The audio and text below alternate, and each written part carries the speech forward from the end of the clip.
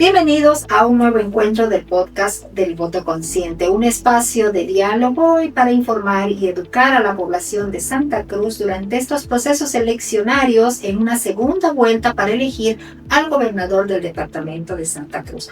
Hoy tocaremos un tema fundamental de la situación que viven los hogares y las casas de acogida acá en el departamento de Santa Cruz. La difícil y cruda realidad que viven tanto quienes administran estos hogares como la población vulnerable que tiene que ser atendida por las gobernaciones de todo el país. Y para abordar este tema tenemos un invitado especial. Queremos darle la más cordial bienvenida al pastor Hugo Otero, director de la Fundación Renuevo. Bienvenido, pastor Hugo.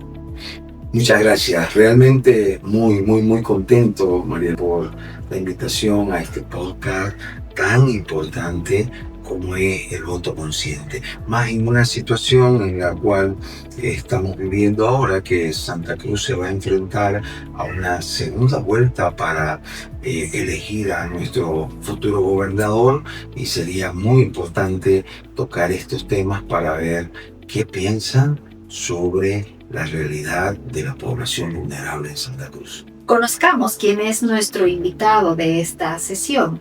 Pastor Hugo Jaime Otero Balcázar, director ejecutivo de la Fundación Renuevo Providencia, Hogar para Personas Discapacitadas, y del Hogar Teresa de los Andes. Es pastor de la iglesia ICF Canaán desde hace 16 años. Actualmente cursa el último curso de la carrera de Ciencias Jurídicas. Antes de dedicar su vida al servicio a los demás, el pastor Hugo Otero fue gerente de comercialización de Copenhague, compañía petrolera nacional, y administrador de la UNE, Universidad Nacional Ecológica. El pastor Hugo Otero recibió el reconocimiento por servicios a la comunidad otorgado por el Gobierno Autonómico Departamental de Santa Cruz. Un gusto tenerlo en este set del Voto Consciente, pastor Hugo. Hablemos primero de los hogares que la Fundación Renuevo atiende. Pastor, ¿qué es la Fundación Renuevo? ¿Cuál es su función social? ¿Y qué población asiste? La Fundación Renuevo es realmente un brazo social que se extiende de la Iglesia Cristiana de la Familia. Es un brazo social que busca ayudar a personas que están en situación vulnerable. La Fundación Renuevo fue creada en el año 2009 y ha tenido una fuerte presencia en lo que es la realidad de nuestra población y la realidad de, sobre todo, la familia. Porque al pertenecer a una iglesia que busca el fortalecimiento familiar, queremos la reestructuración de la familia, reestructuración, el reencuentro padres, hijos, padres.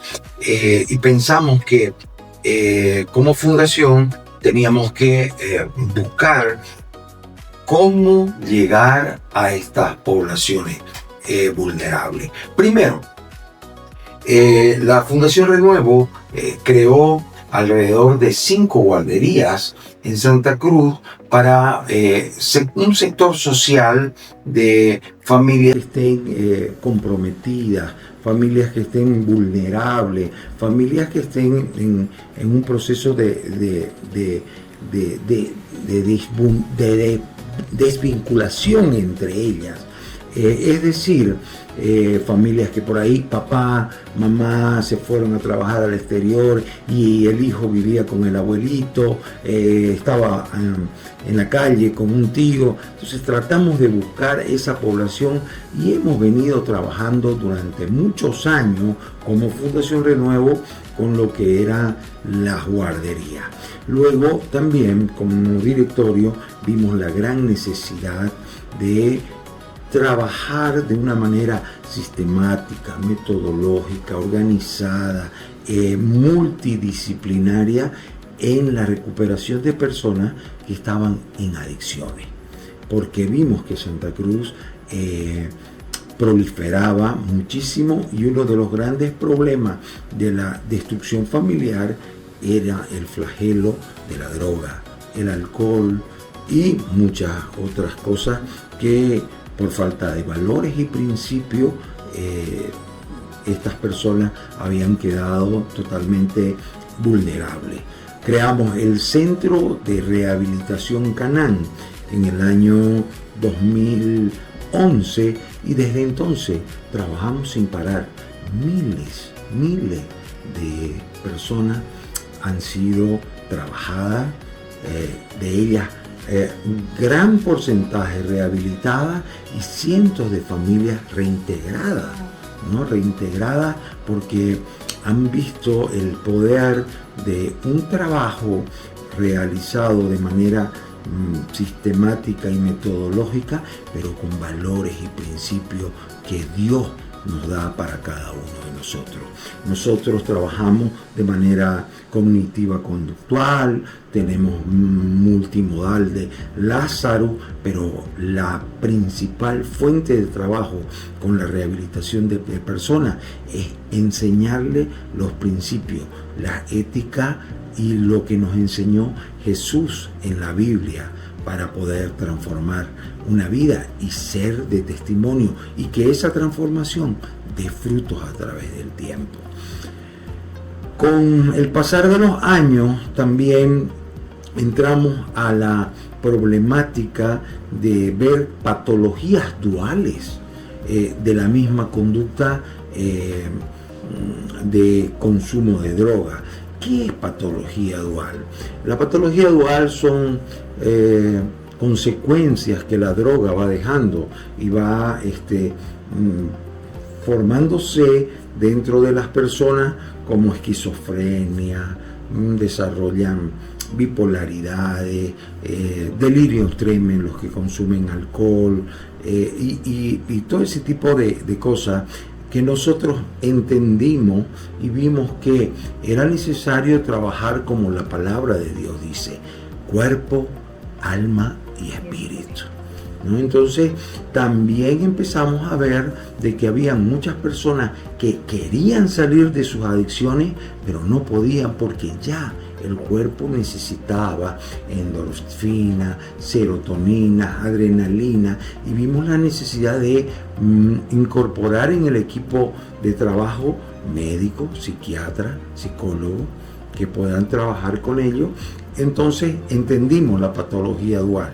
Al entender la patología dual, empezamos a trabajar con personas que por ahí que estaban en la calle y uno dice, mira, este está comiendo basura, está tirado, está totalmente enajenado de la realidad, pero no, es posible rescatarlo con amor, con trabajo y con algún medicamento sustituto para iniciar y luego darle el valor que realmente tienen las personas, porque cada uno de nosotros somos hijos de Dios, creados para buenas obras, pero hay que aceptar esa realidad.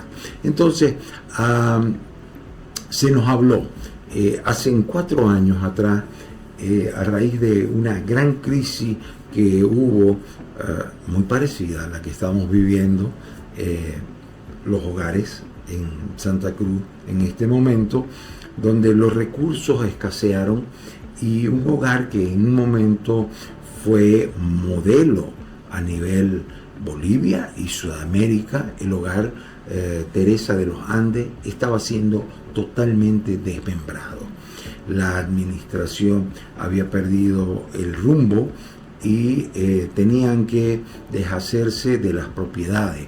Y ahí encontramos nosotros 89 chicos que estaban siendo totalmente separados, enajenados unos de otros. Y eran chicos que habían vivido desde 0 años. Había muchos abandonos, muchos niños que de 2 años con enfermedades, con patologías muy serias, psiquiátricas, mentales, motoras, que se habían criado juntos. Entonces, lo que a nosotros nos llamó la atención como fundación y como brazo social era que entendimos que esta era una familia y que iba a ser enviada a diversos hogares del país, porque nadie iba a poder tener a toda una población. Este reto fue lanzado a la fundación y nosotros pusimos nuestras fuerzas en Dios, pusimos nuestras fuerzas en el Señor y en un gran equipo y decidimos tomar a esta población.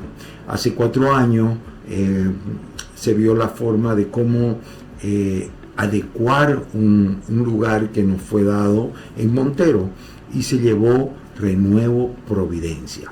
Estos chicos que están en Renuevo Providencia tienen una discapacidad psiquiátrica y también una discapacidad mental y algunos motora, pero de una gravedad media, podríamos decir. No podemos decir extrema, pero tampoco podemos decir baja, ¿no? Son chicos muy complicados que tienen que tener medicación diaria, tienen que tener médicos revisándolos permanentemente, tienen que tener mamás que los cuiden, porque hay muchos de ellos que necesitan pañales, muchos de ellos que no pueden alimentarse porque no pueden mover las manos, necesitan tener estas mamás que laven la ropa, que cuiden, que los doblen, y eran 55 chicos que teníamos que llevarnos a Montero. Y el desafío fue lanzado y fue hecho hace 4 años. En ese momento, la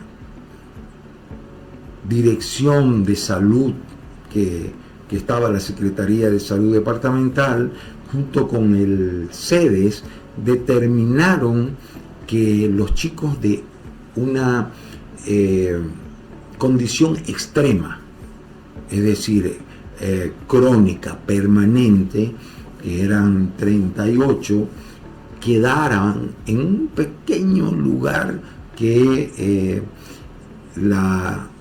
los encargados que estaban en Teresa de los Andes dejaron libre, porque todo lo demás fue vendido, todo lo demás fue entregado por deudas, y quedaron alrededor de 2.000 metros, que ahí funciona como un centro de salud. Y dijeron los del CEDE, no, esto no va a poder manejarlo la fundación, lo vamos a manejar nosotros. Pasó un año y la verdad que fuimos llamados nuevamente y ellos nos pidieron, al ver el éxito que tuvimos en Montero, la forma como desarrollamos en Montero, cómo interactuamos con autoridades, con sistemas de salud y luchando mucho, porque con mucha resistencia, porque era como que en Montero decían, nos están trayendo estos chicos acá, va a ser una carga para el municipio, va a ser una carga para la sociedad. Entonces hubo mucho temor, ¿no? Porque no se sabían cómo iban a actuar. Pero al pasar el año, fuimos llamados para tomar Teresa de los Andes. Nosotros evaluamos y vimos que sí era posible hacerlo, interactuando con servicios municipales de salud, servicio municipal de Cotoca, realmente amaba el hogar, porque el hogar es representativo de Cotoca, y ellos estaban como que la población dolida de que pasara esto, ¿no? De que el hogar emblema que había en Cotoca se perdiera, y que una institución como Fundación Renuevo, que es un brazo social de una iglesia cristiana evangélica, tomara el lugar, porque la iglesia católica en ese momento no estaba pudiendo y dijo, no podemos, ¿no? Entonces tomamos ese rol. Cuando nos acercamos a Teresa de los Andes y empezamos a mirar, entendimos de que había que hacer ajustes, tanto médico, enfermera, plantel profesional, y allá tenemos una población de los cuales tenemos 3 tipos de chicos.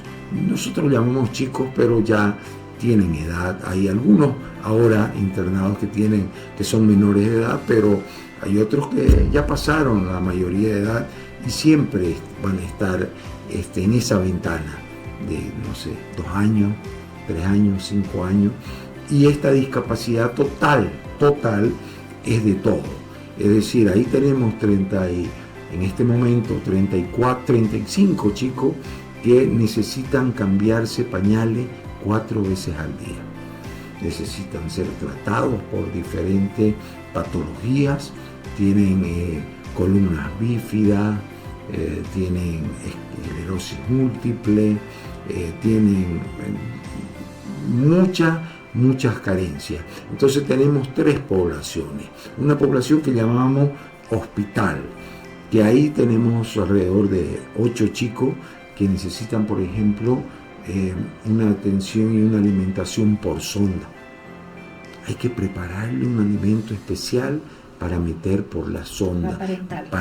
Exactamente, ¿no? Entonces necesitan un cuidado muy profesional, pero necesitan mucho amor, que eso es lo que nosotros como fundación, ¿qué hicimos?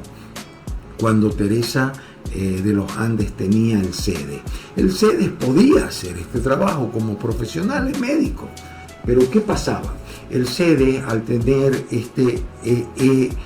esta población, no tenía los medicamentos en stock, no había en el sistema municipal, no había en el sistema departamental un medicamento, y bueno, ellos como profesionales, como pasa en el sistema de salud, le dicen al familiar, vaya y compre, pero en este caso no había familiar. O sea que si tenían que morirse, se morían. Y pasaron esas cosas. Pasaron esas cosas, ¿no? ¿Por qué? Porque no habían. Entonces, por eso fue que ellos se dieron cuenta que necesitaban una institución que los abrazara como familia. Nosotros nos convertimos en sus papás. Que manifestemos el amor de Jesucristo a través de ese servicio de amor que se da. Totalmente. Qué tremendo. Totalmente. Una de las competencias exclusivas de la gobernación, por supuesto también de la alcaldía, Pastor, es la coordinación social a través de convenios con fundaciones, iglesias, ONGs. ¿Cuál es la realidad y cómo ha respondido la gobernación a esta competencia que de alguna manera tiene las vidas de una población vulnerable en sus manos? Es una pregunta que hay que responderla en varias etapas. Si bien la gobernación a través del CEDEPOS tiene programas para diversas población vulnerable,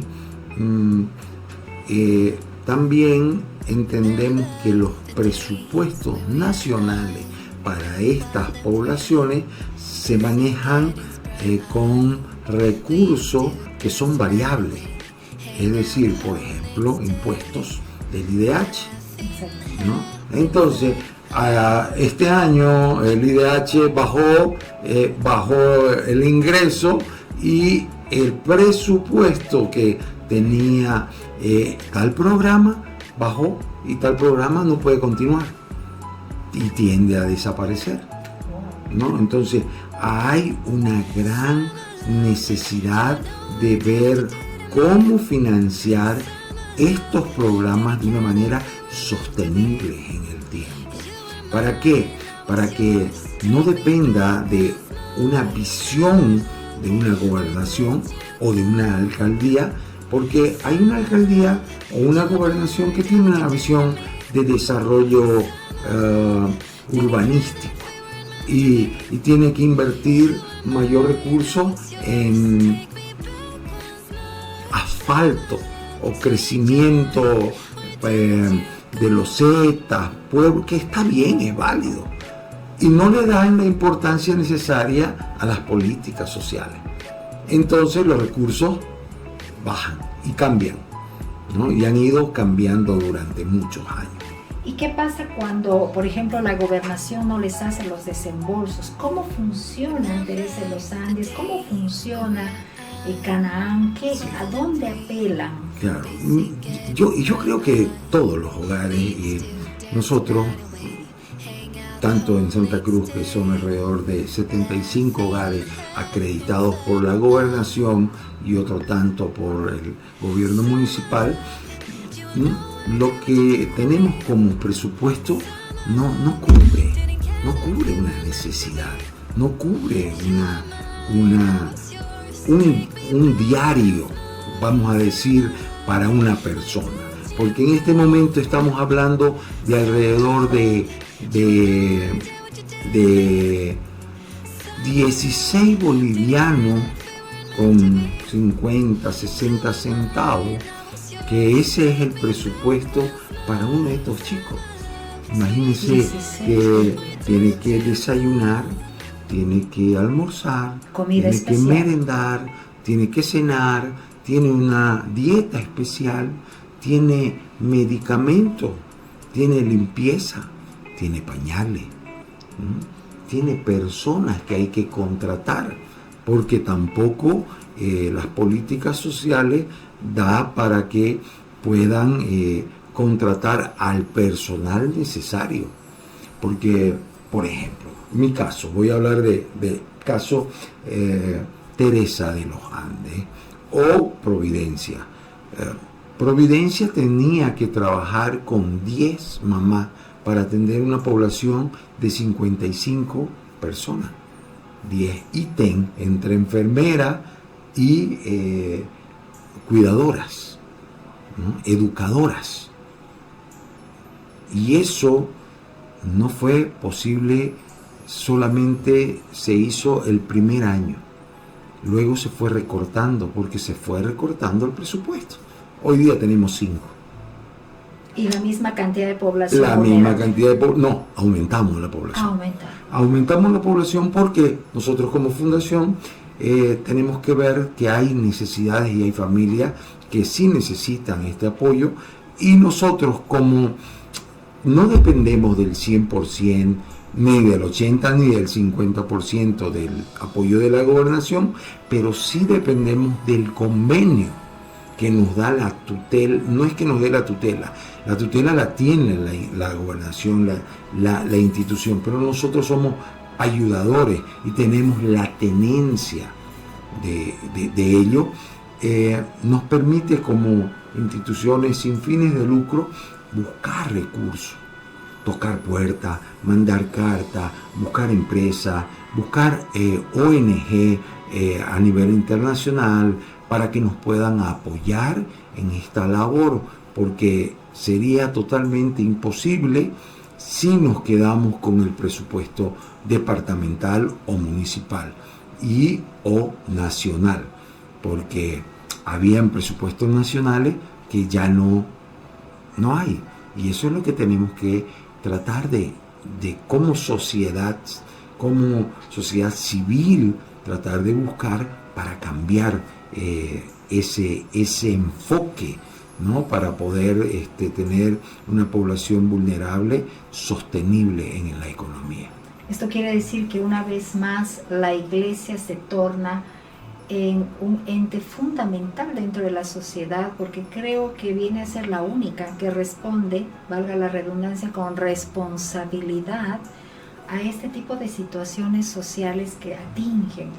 Pastor, entonces hablamos ya de la Iglesia. ¿Cuál es el rol de la Iglesia en la sociedad? ¿Qué costo tiene este trabajo para el Estado? El rol de la Iglesia con las poblaciones vulnerables, con las políticas sociales, siempre ha tenido una preponderancia. Si nosotros nos vamos a la historia, la Iglesia Católica tenía casi un 100% de los hogares, recibía muchos fondos de afuera, manejaba muchas instituciones, y era como que en todos los lugares se le entregaban fondos, recursos, inmuebles para que lo puedan hacer. En este momento la Iglesia Católica ya no tiene esa presencia. La Iglesia Evangélica y la Iglesia de Cristo empezó a tomar un papel protagónico de ese llamado, Mateo 25 dice en la Biblia que todo lo que podamos hacer cuando le damos de comer, cuando le damos de beber, cuando le abrigamos a alguien, cuando tiene frío, se lo hacemos al Señor. Eso dice, porque Él pregunta, ¿cuándo le hicimos a usted, Señor? Y el Señor dice, cuando le hicieron a uno de mis chiquititos, ¿no? Entonces eso nos ha llamado a nosotros a buscar en la población vulnerable la única fuente de vida que ellos pueden tener, que es la palabra de Dios y el ejemplo de Jesús, para atraer al necesitado, buscar al leproso, al menesteroso, al que necesita, y él hacerlo con amor. Entonces, el papel fundamental de la iglesia en este momento es totalmente necesario que se lo entienda, que más allá de la evangelización, más allá de las misiones, más allá de lograr familias, tenemos que ver por el necesitado, ¿no? Hay una parábola muy hermosa en la cual nos muestra a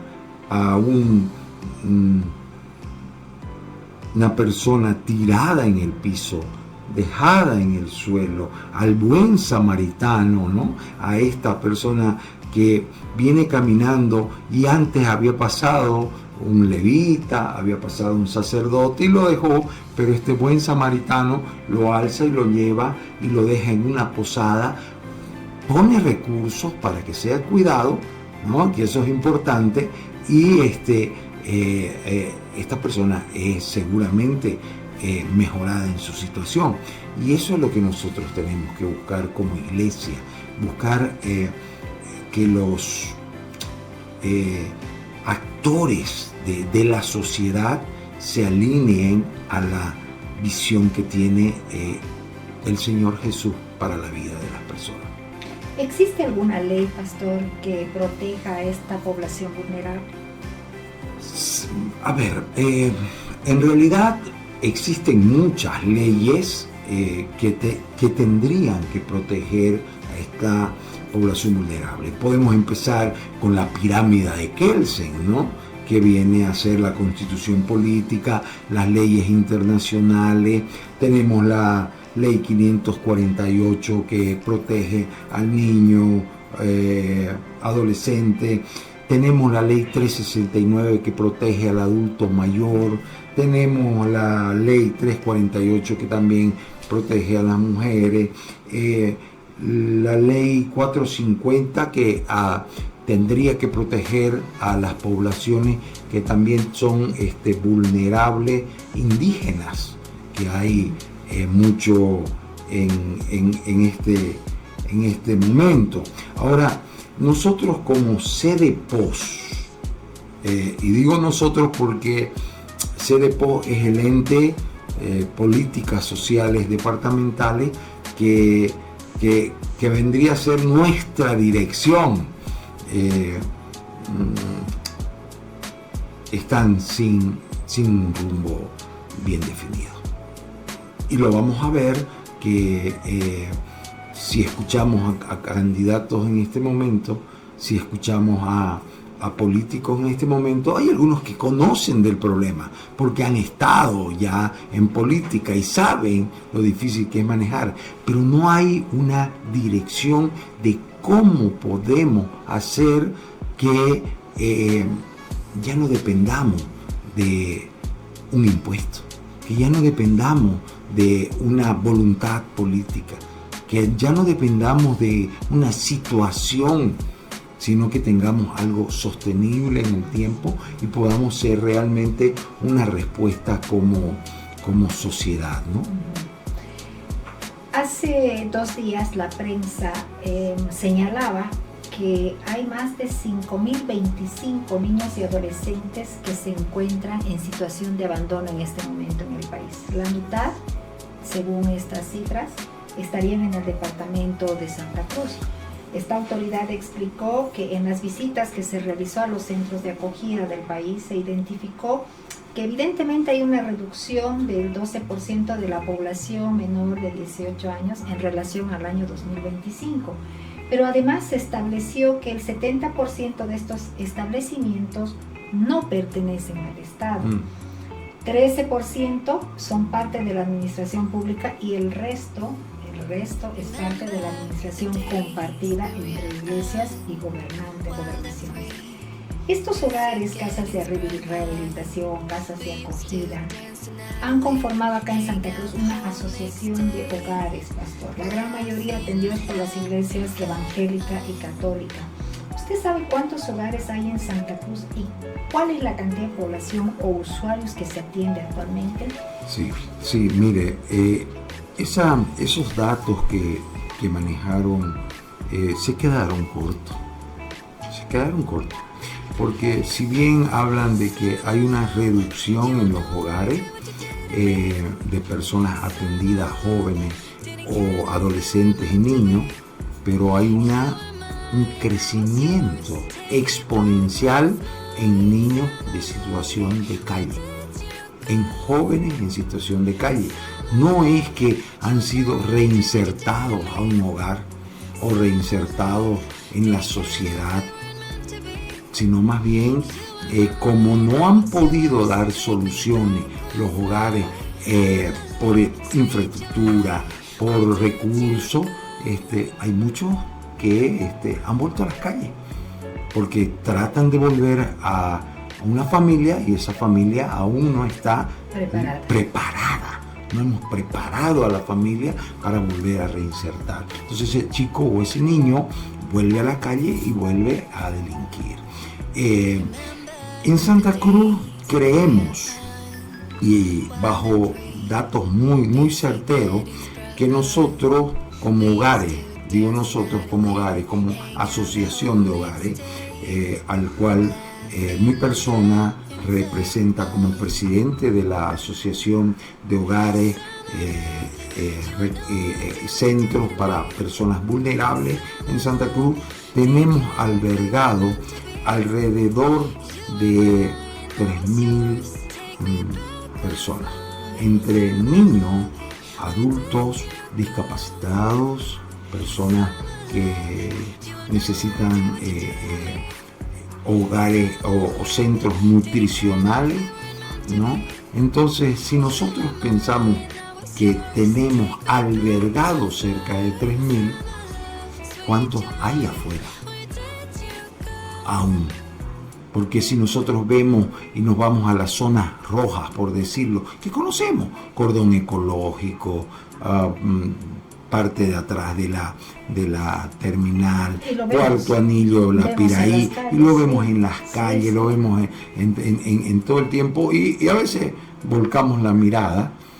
Esa población debe estar alrededor de los mismos 3.000 que tenemos en los hogares.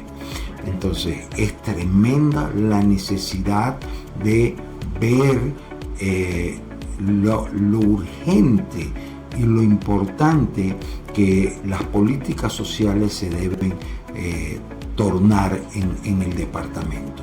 Por ejemplo, creo que una gobernación no debería ser simplemente políticas sociales como desarrollo humano, como el entenado de la Secretaría de Salud.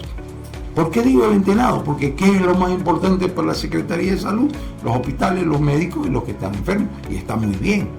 Pero el desarrollo humano, que son las políticas sociales, deberían tener una secretaría, por ejemplo. Qué necesario.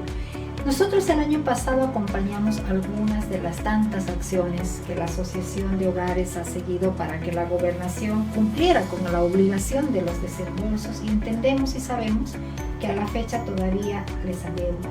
Hay fondos que no han sido desembolsados. ¿Qué es lo que argumenta el gobierno departamental, siendo que ya está aprobado estos desembolsos, para no efectivizar este dinero? El tema es la burocracia, hermana querida. ¿Por qué? Fíjese que estos procesos se tienen que hacer cada año, ¿no? Cada año, pudiendo hacerse una acreditación por el tiempo de que, por ejemplo, va a ser elegido el gobernador. ¿Por qué no hacer una acreditación para los 5 años, que haya el presupuesto, que sea automáticamente renovado, que seamos inspeccionados, que seamos mirados, que seamos enseñados también, y que la asociación de hogares se convierta en un referente para instituciones como a nivel nacional, para poder juntos mejorar la calidad y la atención de estas personas, porque eso es importante, llegar a un hogar y ver la falta de infraestructura es total, ¿no? ¿Por qué? Porque no hay recursos.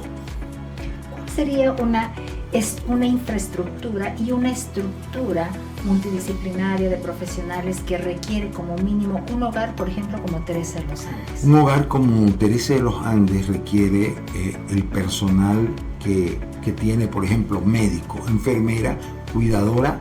También tiene, por ejemplo, nuestro hogar fisioterapeuta, tiene odontólogo, porque hay que ver eso. Pero, por ejemplo, no tenemos trabajadora social, el trabajo social. La fundación tiene que pagar. No tenemos psicólogo, porque el psicólogo no solamente va a trabajar con los chicos que están necesitando ahí, va a trabajar con el personal y la familia, ¿no? Entonces, ¿por qué? Porque ¿qué es lo que buscamos nosotros como Fundación Renuevo?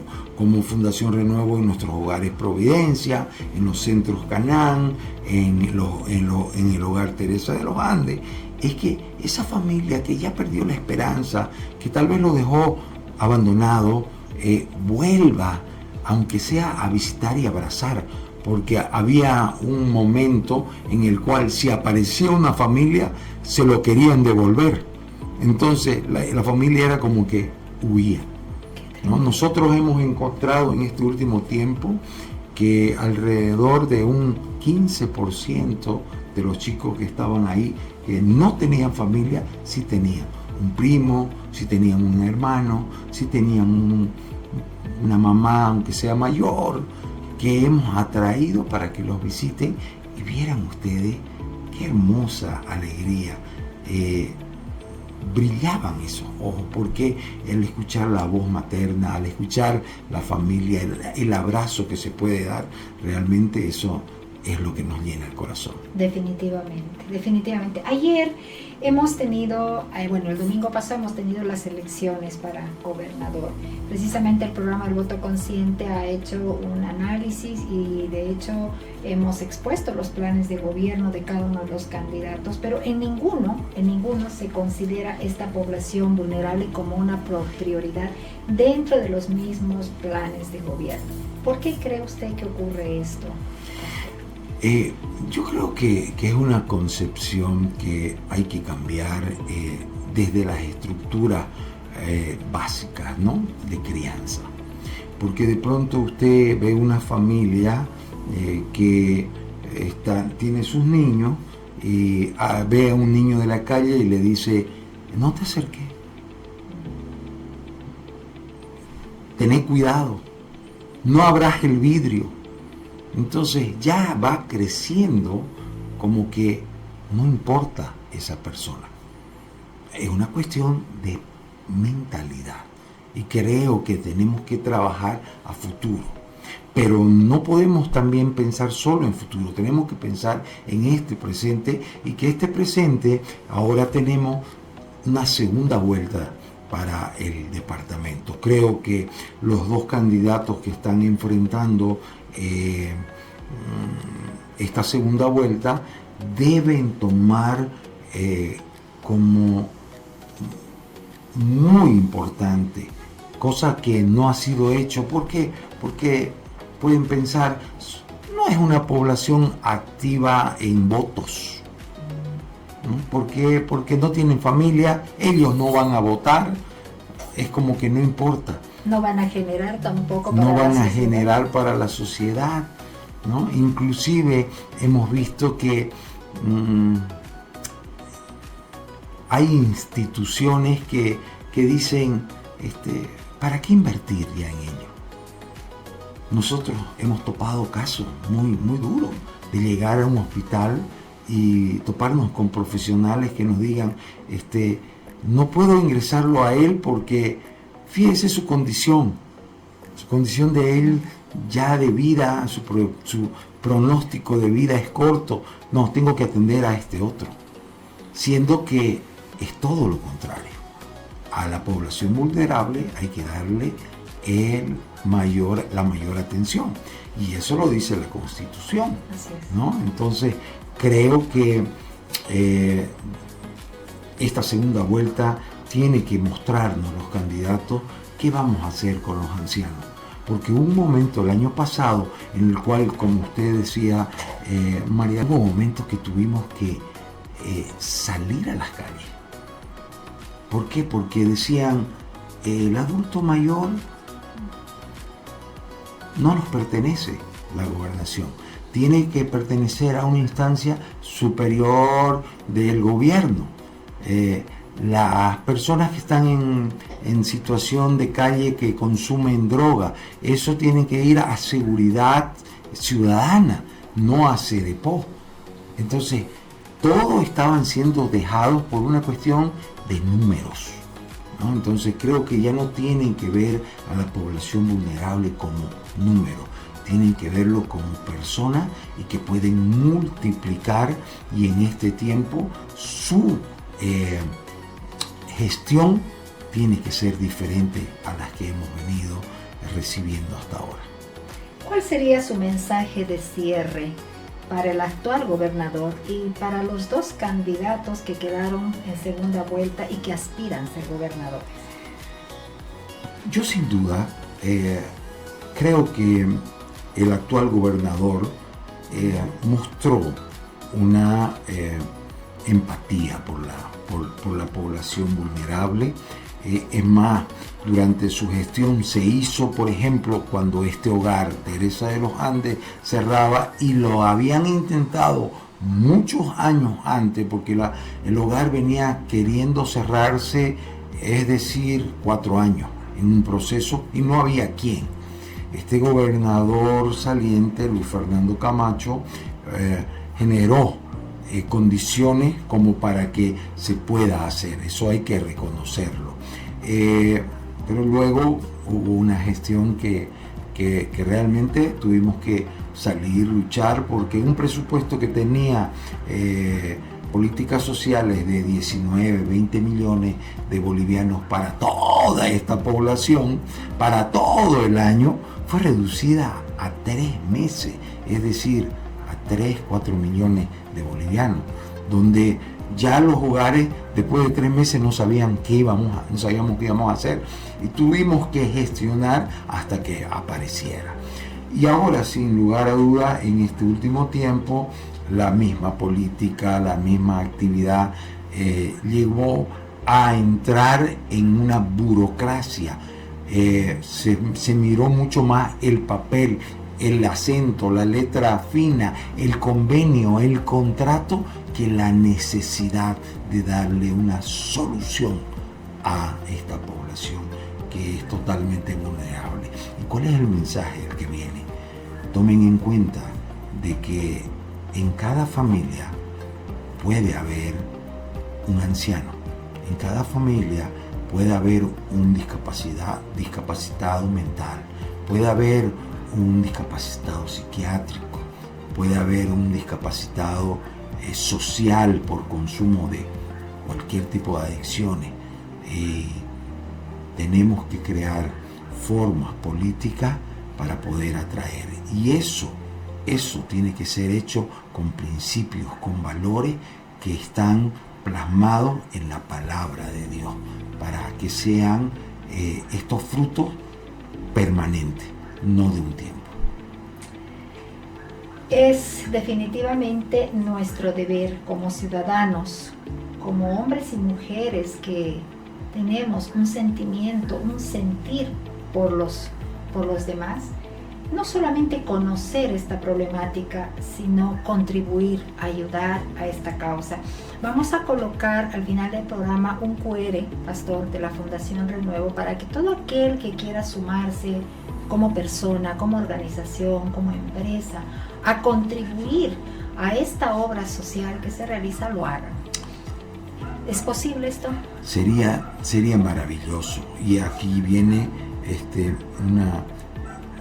una situación que solamente el manejo de Dios haciéndose visible y real en su milagro. Estamos llegando al final de marzo. Muchos hogares dependen del aporte para pagar luz, agua, remedios, comida. Imagínense 3 meses sin ese aporte. Había muchos hogares que ya estaban por cortar la luz, porque ya no daban más crédito a los ¿Se cerraron hogares?